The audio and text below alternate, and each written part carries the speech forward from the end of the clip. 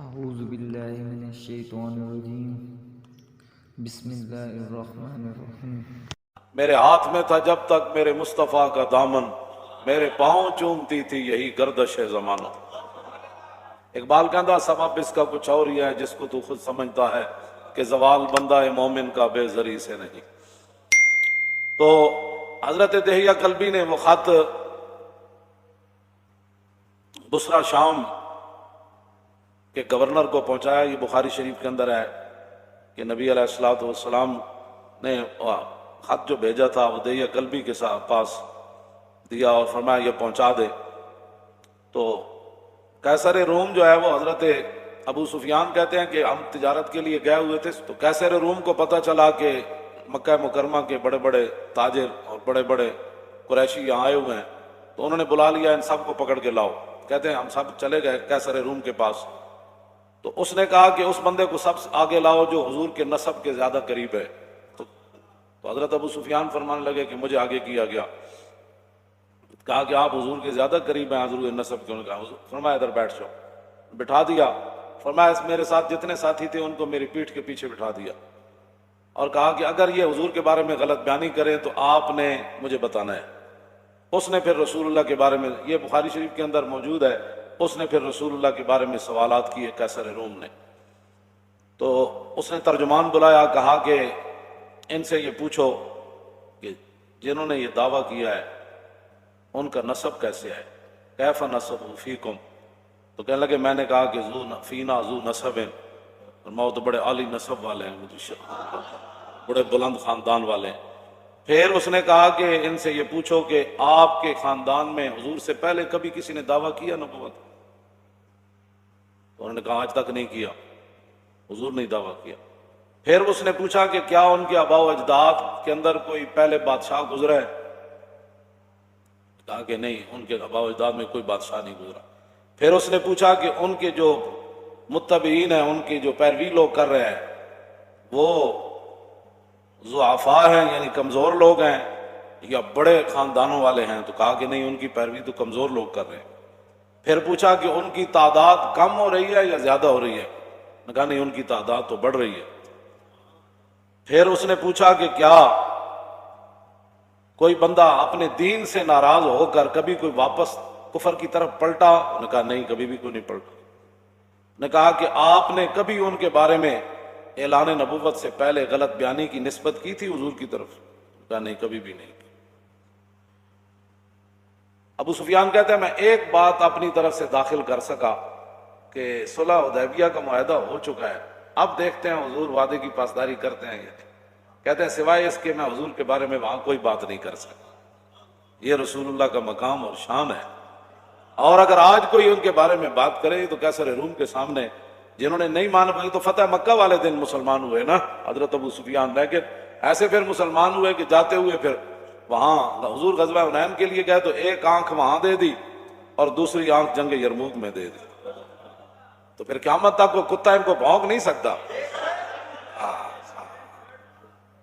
اور جنگ یرموک میں جب حضرت ابو سفیان نے بات کی تھی نا، سب صحابہ نے کہا کہ حالات اس طرح کے ہیں، تو ہر ایک نے خطبہ دیا۔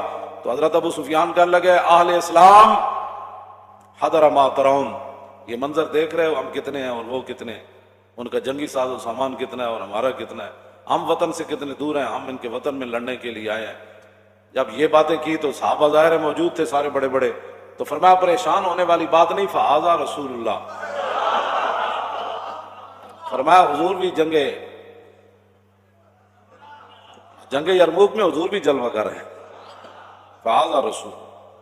تو وہاں آپ کی دوسری آنکھ بھی چلی گئی، تو کسی کو کیا پہنچتا، آپ کا کوئی بچپن کی باتیں شروع کر دے کہ میں ایسے ہوتا تھا تو پھر میں ایسے ہوتا تھا، تو بات الاسلام یاد بما کان قبلہ، اسلام کا یہی تو کمال ہے کہ اسلام سے پہلے جتنی باتیں ہوتی ہیں جب کلمہ پڑھ لیتا ہے وہ باتیں ساری ختم ہو جاتی ہیں، بات ختم ہے۔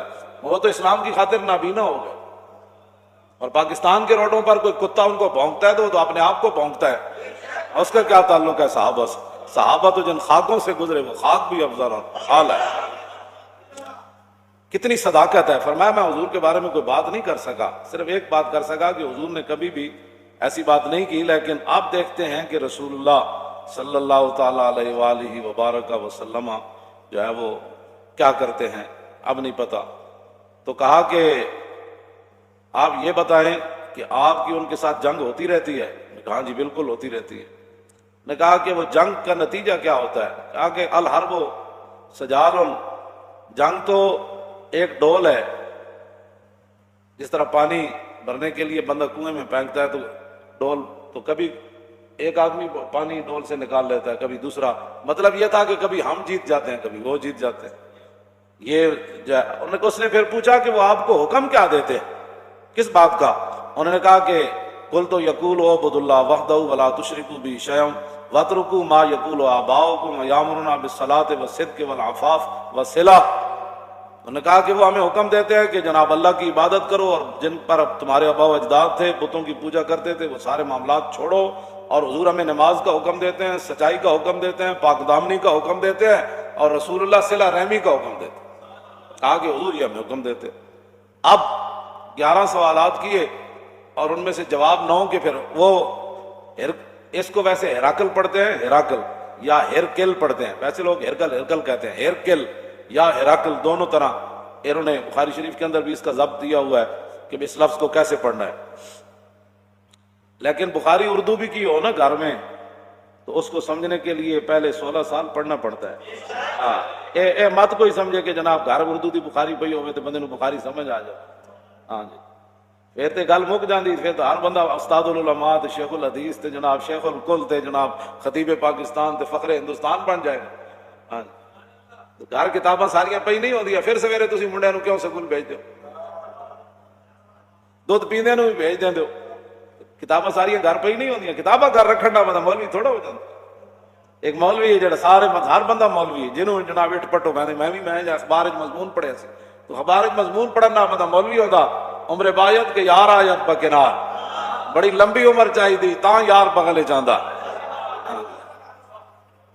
تو میں اس لیے یہ بات کر رہا ہوں کہ لوگ ہرکل پڑھتے ہیں، ان کو یہ بھی نہیں پتا ہوتا کہ ہیراکل ہے یا ہیرکل ہے. اس نے پھر آگے سے حضور کی ترجمانی کیا کی سنیں.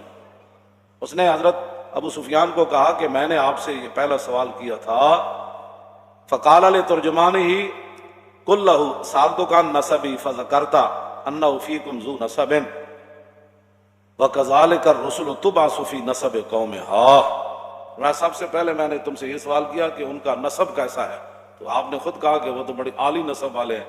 قیصر روم کہنے لگا کہ یہی تو نبیوں اور رسولوں کی شان ہوتی ہے، یہی تو نبیوں کی شان ہوتی ہے کہ وہ اعلیٰ نسب ہوتے ہیں.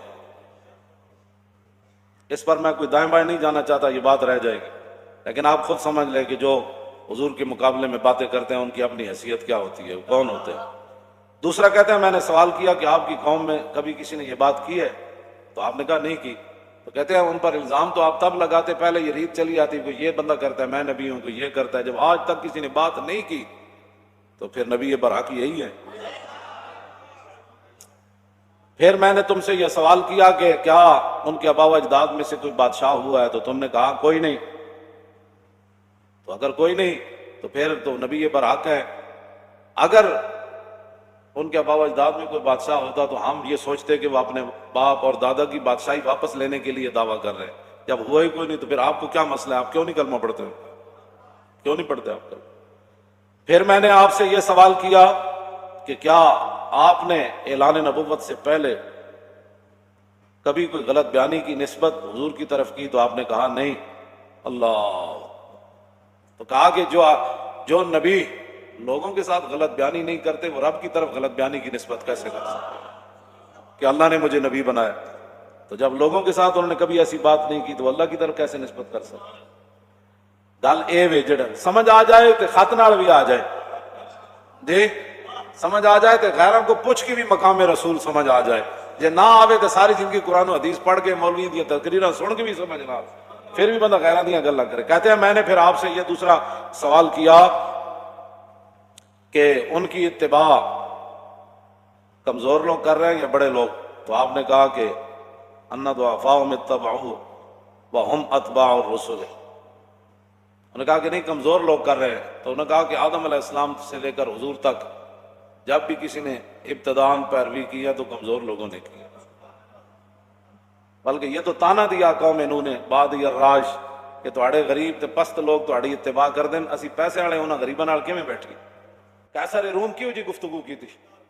کہنا میں تیرے کو اے پوچھا تو یہ جواب دیتا، پھر اے پوچھا، پھر نبی ہوندے ہی ہو جائے، پھر تو کیا انہیں کدی بھی غلط بیانی، انہوں نے کہا نبی کدی بھی غلط بیانیاں نہیں کرتے، پھر کردیا انہوں نے کہا میں تیرے کو پوچھا کہ اج تک کوئی دین نو چھڑیا؟ انہوں نے کہا نہیں، انہوں نے کہا دین ہوندا ہی ہوے جڑا داخل ہو جائے کدی باہر نہیں نکلدا ہوندا۔ پھر